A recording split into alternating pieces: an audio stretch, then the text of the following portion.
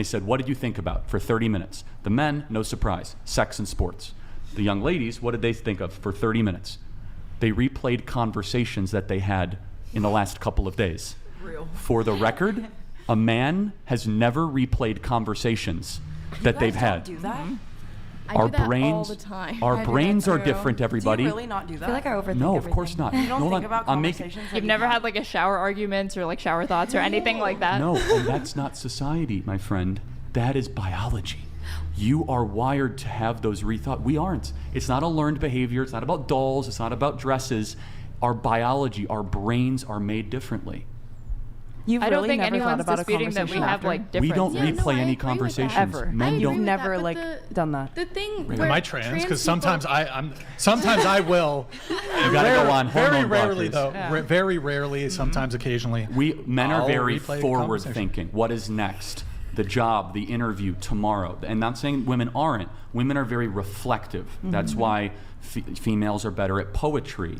Women are better at the more relational type aspects of being a nurse or an elementary school teacher. Again, that's not learned behavior. There is a biological element to it, and it starts with, we don't even understand the brain as much as we can. We understand like 1% of 1% of it. But I think that study and your reaction affirms it, because if I had a group of men around you, like, what do you think of when you're alone? Like, I just think of the NFC Championship game, the stock market, and all the women I've been with or the women I want to be with.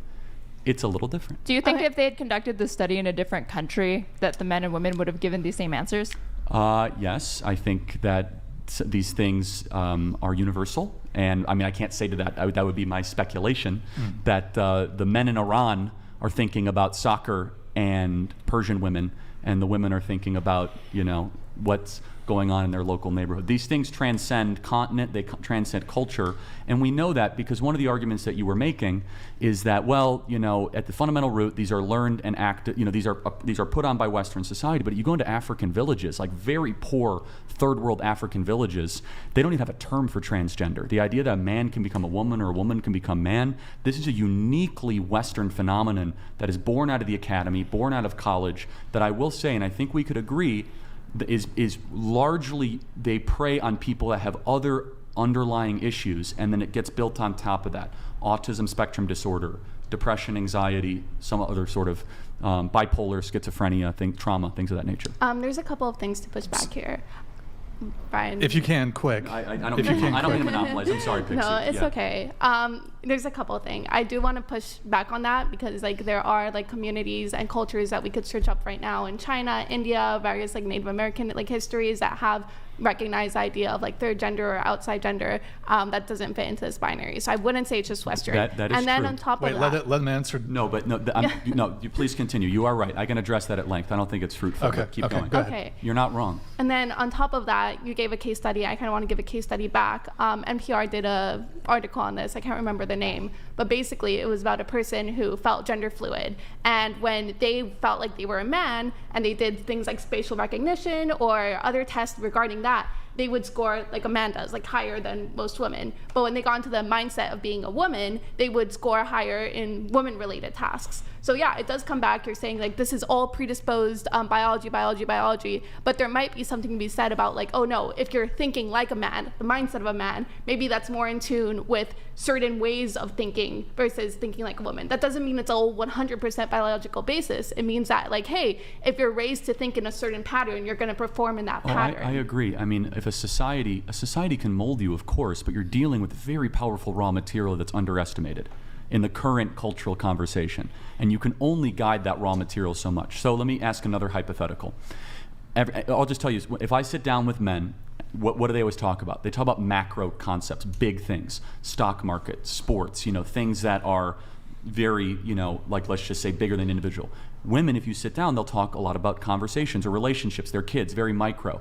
This, one of the reasons why men and women brains are different, and they continue to be different, is there's different skill sets. And I think we can all acknowledge that. Men are better at some things than women, and women are better at some things than men. I don't know why that is a wildly The way that you frame it is women are awesome at small talk and sewing or whatever, and then men are just awesome at the stock market and being CEOs. Let me ask you a question. But I don't think these are. But hold on. You see them Why is equally. it? Let me ask you a question. Why is it that the International Chess Foundation doesn't want biological men who believe they are women to compete with women. They say that will not allow trans men into the female category. Why is that? I can't speak to that, but I'm just, if you're going to talk about like representation being the thing that lets you know that, oh, men are obviously smarter, you could break this down to race. I never said smarter.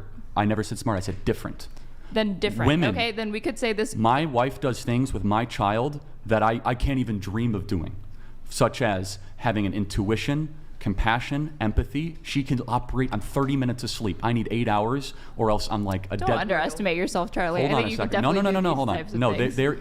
women have a different giftedness, I believe, given by God that is completely different than men. I never said smarter.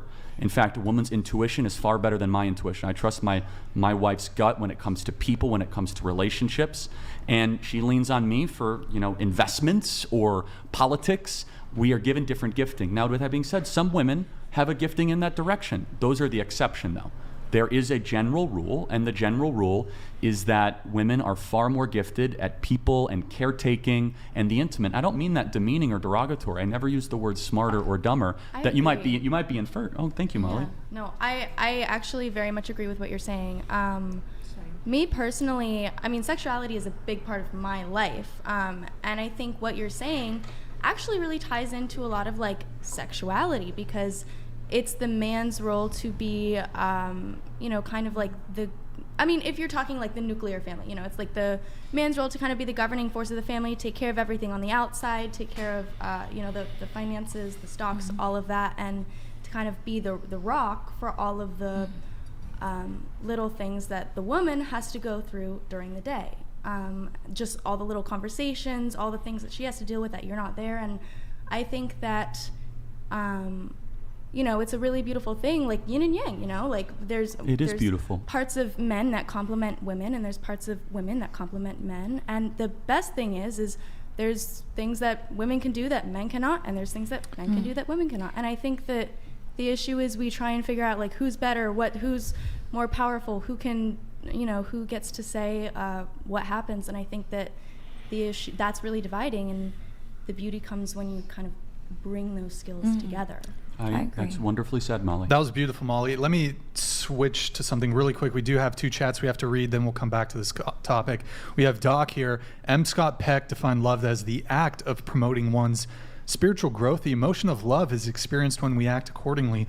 Most of this panel confuses love with eros. Sad. Hey, Doc, thank you so much, man. Appreciate your support. Thank you. Good to see you back in the chat. We have Charlie Kirk fan. May I ask the panel, do you think the long-term benefits of commitment and monogamy outweigh the short-term dopamine hits that come with less committed, less loyal, damaging relationships / hookups? We can go around the panel really quick on that. Starting with you, go ahead. Could you explain a little bit more? Give me a little Yeah, bit so more. of the question. can I tell them about dopamine? 'Cause Sure. dopamine's Yeah. super good. So dopamine is called a neurotransmitter. It goes super fast, like 1,000,000 miles an hour. Not that fast, but like almost. Yeah, there you go. That's really cool. It is the reward molecule. So dopamine comes out when you have certain things. A rewarding. It's forward looking, right? So you actually don't get a dopamine release when you hit the climax.